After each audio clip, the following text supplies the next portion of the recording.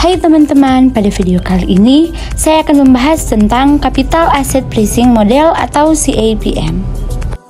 Dalam melakukan analisa untuk keuntungan dan risiko yang akan dihadapi oleh para investor ketika berinvestasi, maka analisa dengan metode CAPM dapat digunakan sebagai analisa untuk menggambarkan hubungan antara return dan risiko yang terdapat dalam sebuah saham yang diperdagangkan di Bursa Efek Indonesia. Nah, sebelum kita masuk pada metode pembahasan saham, kita pahami terlebih dahulu untuk masing-masing bagian dalam metode CAPM ini. Selanjutnya, return individual. Return individual ini merupakan analisa untuk menganalisa tingkat return suatu saham dalam periode tertentu. Jadi, untuk mendapatkan data return individual ini, kita ambil terlebih dahulu data yang akan diperlukan di PT Bursa Efek Indonesia. Jadi, untuk data akurat yang diperlukan dalam komponen ini, kita dapat dari PT Bursa Efek Indonesia. Nah, untuk caranya, kita dapat masuk ke website dari PT Bursa Efek Indonesia, yaitu www.idx.co.id. Kemudian, pada menu data pasar kita klik, selanjutnya pilih ringkasan saham, kita klik juga di situ. Nah, selanjutnya kita tinggal memasukkan periode tahun yang akan kita ambil dan mencentang bagian-bagian yang akan kita cari. Selanjutnya return market. Untuk data analisa tingkat pengembalian pasar yang digunakan bersumber dari indeks harga saham gabungan.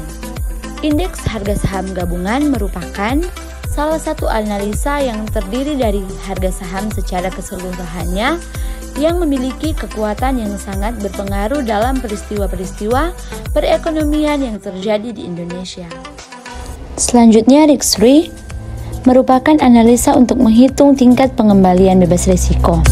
Nah, adapun data yang hendak digunakan dalam penghitungan risiko risk-free yaitu suku bunga acuan atau suku bunga baru kebijakan baru BI rate.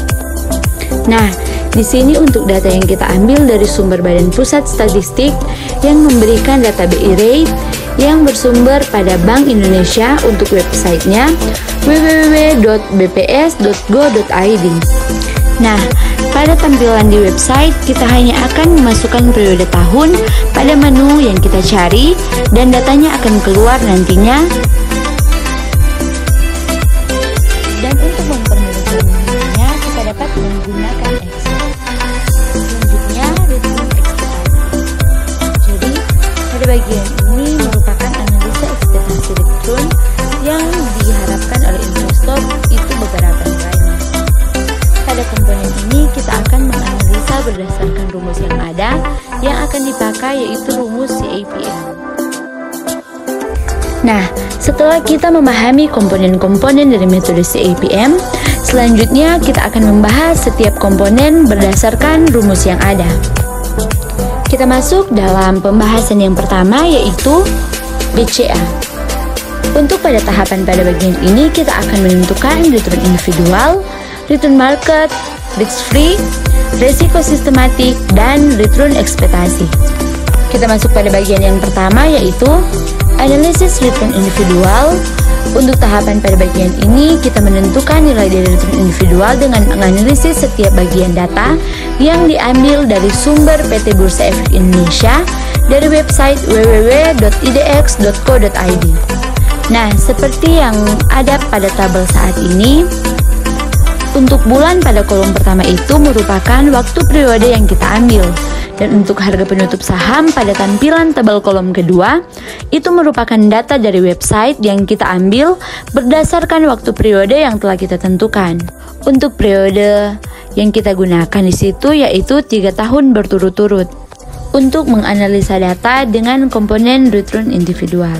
Selanjutnya, pada bagian tabel untuk kolom ketiga yaitu return individual, data yang ada itulah yang telah dianalisis atau dihitung dengan berdasarkan rumus. Dengan rumus, RI sama dengan PT kurang dalam tanda kurung PT kurang 1 atau PT kurang 1. Untuk setiap data yang ada pada kolom harga saham tersebut, kita hitung di Excel. Kemudian, Dari data-data return individual yang sudah kita hitung, kita akan mencari nilai rata-ratanya. Selanjutnya, analisa return market. Pada bagian ini untuk data yang akan digunakan yaitu indeks harga saham gabungan. Dan untuk data tersebut kita ambil dari PT Bursa Efek Indonesia. Untuk caranya kita masuk ke website dari PT Bursa Efek Indonesia yaitu www.idex.co.id. Selanjutnya, untuk cara menghitung pada bagian ini dengan menggunakan rumus return market yaitu RM sama dengan IHSGT kurang IHSGT kurang 1. Ini merupakan analisa return market.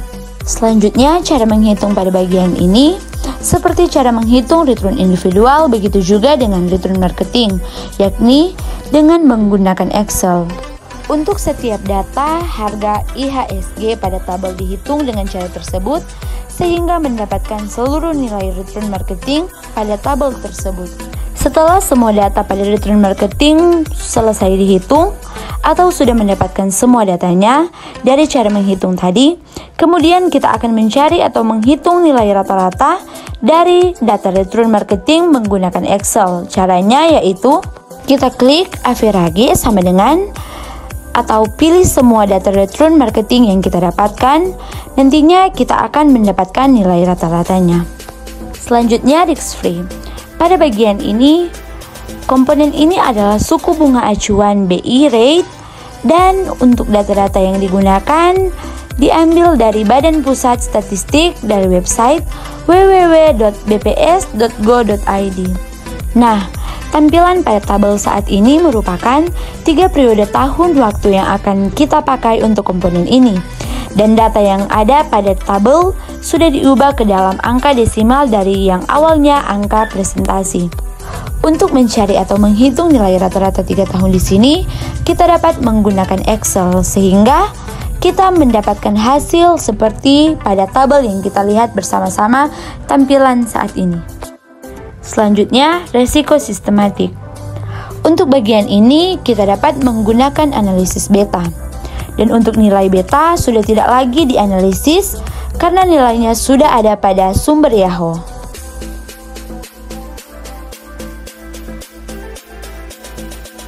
Nah, untuk sumbernya kita dapat lihat bersama-sama pada tampilan saat ini. Selanjutnya, return ekspektasi.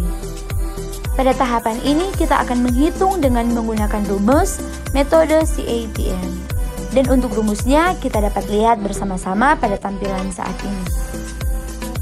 Selanjutnya, kita akan mensubstitusikan setiap nilai yang didapat ke dalam rumus CAPM. Nah, setelah kita mendapatkan hasilnya, dari hasil yang kita dapatkan, kita akan melihat kesimpulan berdasarkan metode CAPM untuk melihat bagaimana tingkat kelayakan dari saham tersebut. Dan saat ini, dapat kita simpulkan bahwa nilai return individual lebih kecil dari ekspektasi return. Artinya, saham tersebut tidak efektif atau memiliki tingkat resiko di masa depan. Selanjutnya, kita masuk dalam Bank BNI. Untuk Bank BNI, kita akan mengestimasi dengan metode CAPM seperti langkah-langkah pada komponen-komponen yang ada. Untuk pembahasan BNI saat ini, di sini saya sudah mendapatkan setiap nilai dan datanya seperti yang sudah saya jelaskan pada Bank BCA. Yaitu yang pertama, analisa return individual. Pada bagian ini dihitung berdasarkan rumusnya sehingga mendapatkan hasil pada tabel yang bisa kita lihat bersama-sama saat ini. Setelah semua data pada return market sudah selesai dihitung atau sudah mendapatkan semua datanya dari cara menghitung tadi, kemudian kita akan mencari atau menghitung nilai rata-rata dari data return marketing menggunakan Excel.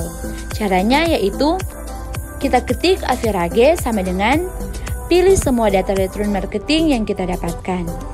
Nantinya kita akan mendapatkan nilai rata-ratanya. Dan untuk hasil return individual Bank BNI yaitu 0%. Selanjutnya, analisa return marketing. Begitupun dengan bagian ini, dihitung dengan rumus yang ada sehingga mendapatkan hasil pada tabel yang kita lihat bersama-sama saat ini. kita dapat menghitung nilai rata-ratanya menggunakan Excel. Caranya yaitu kita ketik average sama dengan pilih semua data return marketing yang kita dapatkan. Nantinya kita akan mendapatkan nilai rata-ratanya. Dan untuk nilai analisa return marketing dari Bank BNI yaitu 0%. Selanjutnya read free. Lanjut untuk data ini juga sudah saya dapatkan nilainya pada tampilan tabel yang bisa kita lihat bersama-sama saat ini. Data yang ada pada tabel saat ini sudah diubah ke dalam angka desimal dari yang awalnya angka presentasi. Untuk mencari atau menghitung nilai rata-rata 3 tahun di sini, kita dapat menggunakan Excel sehingga kita mendapatkan hasil seperti pada tabel yang kita dapat lihat bersama-sama saat ini. Selanjutnya, resiko sistematik. Untuk bagian ini, menggunakan analisis beta. Dan untuk nilai beta sudah tidak lagi kita analisis karena nilainya sudah ada pada sumber Yahoo. Dapat kita lihat bersama-sama website atau sumber yang kita dapatkan di tampilan saat ini. Selanjutnya, return ekspektasi. Dapat kita lihat bersama-sama pada tampilan ini. Setelah mendapatkan hasilnya, kemudian untuk kesimpulan berdasarkan nilai hasilnya yaitu saham Bank BNI layak dibeli atau layak dijadikan portofolio. Nah, ini merupakan risiko sistematik dari Bank BRI. Pada komponen ini menggunakan analisis beta. Nah, untuk data ini kita sudah tidak menganalisa kembali karena sudah ada pada website Yahoo untuk nilai beta. Jadi, pada menu kita cari nama sahamnya, kemudian nantinya ada pilihan, kita klik di situ sudah ada data beta saham tersebut. Setelah kita menganalisa berbagai bank yang sudah kita dapatkan tadi, maka bank yang akan kita bandingkan yaitu Bank BCA dan Bank BNI. Nah, berdasarkan perbandingan kedua saham ini, bisa untuk kita menentukan pilihan saham mana yang cocok untuk kita gunakan.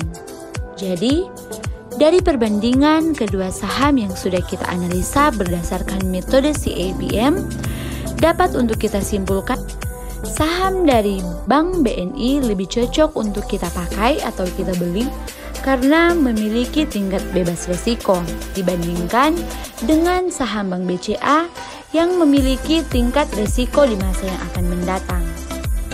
Dan untuk saham BNI layak untuk kita beli atau kita jadikan sebagai portofolio. Sekian materi yang saya sampaikan, mohon maaf jika ada salah kata.